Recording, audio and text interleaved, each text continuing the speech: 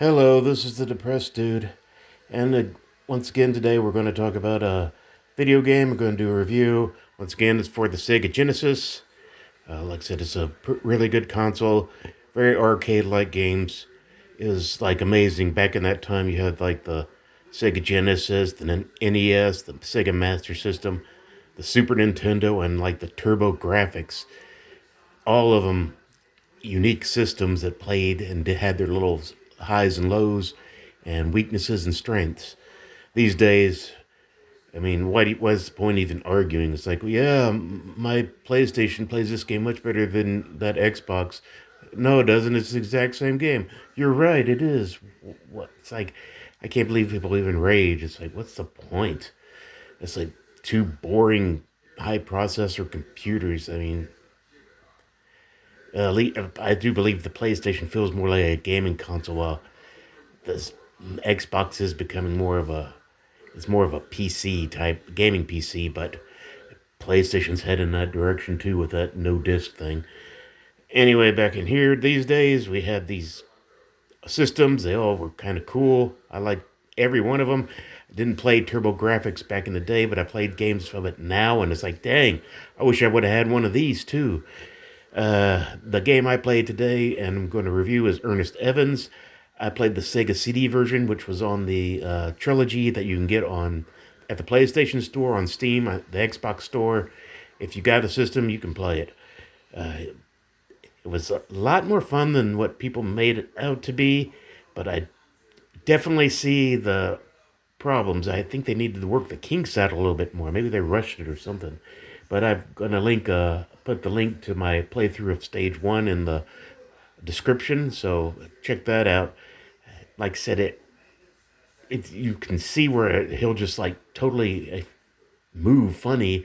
He gets stuck in a wall or something, but for the most part, he worked pretty good. Like I said, the story is really good.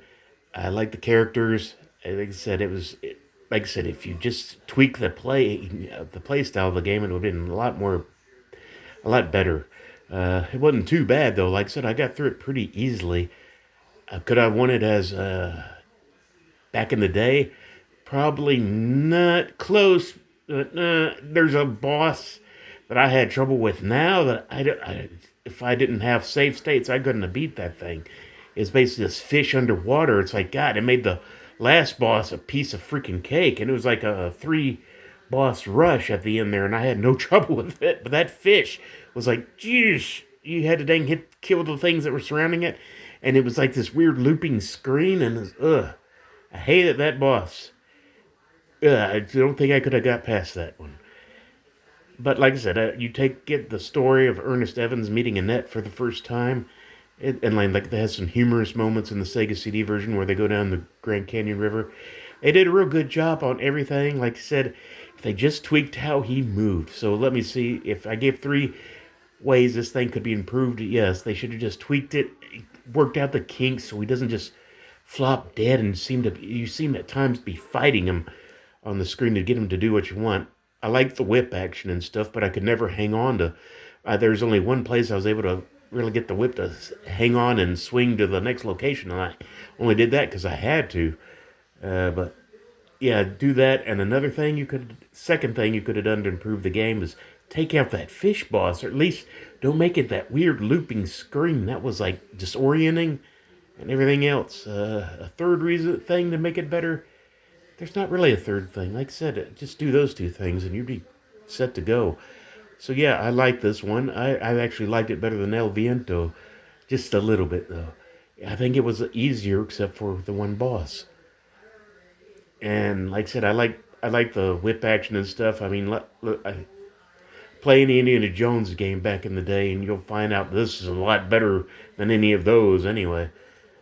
So yeah, because the character has whip and everything, it's like way better than any of the Indiana Jones games back in the day.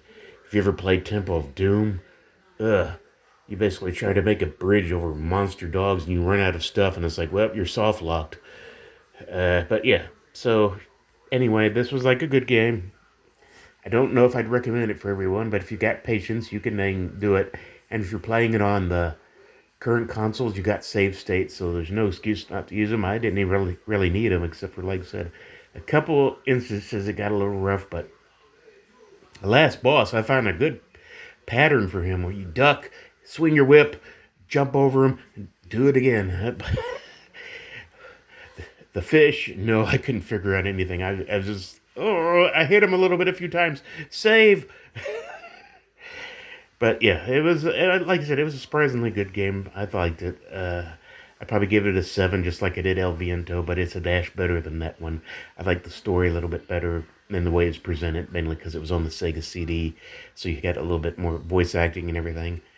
So anyway, that's it for that game. And next up is Annette Returns, which will be the final game of the trilogy. So I'll probably review that one next week. Anyway, everybody take care. I hope you have a good one. Bye bye.